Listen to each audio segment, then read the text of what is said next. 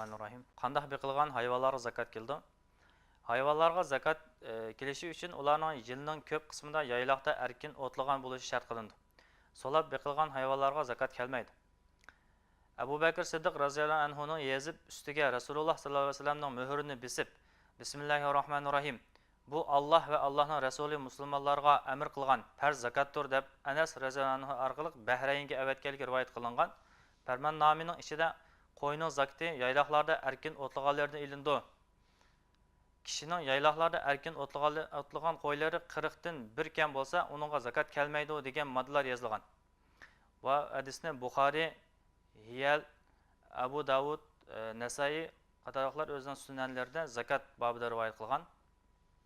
Rasululloh sallallohu alayhi vasallamning to'yining zakati haqida yayloqlarda erkin o'tlagan 40 to'yiga bir bentalabun, ya'ni 2 yoshni tugitib 3 yoshga kirgan yetish to'yidan birsi zakat keldi deganligi rivoyat qilindi. Rasululloh sallallohu alayhi vasallamning yer ag'dirishda ishlatiladigan kalaga zakat kelmaydi, ishlatilguchi kallarga zakat kelmaydi deganligi rivoyat qilindi. Ikkinchi, o'shka qo'y hisoblandi. Shunga o'shkaning zakatining sharti, nisabi va miqdori qo'yning zakati bilan o'xshashdir. O'shkaning yayloqlarda erkin o'tlagan bo'lishi shart qilindi.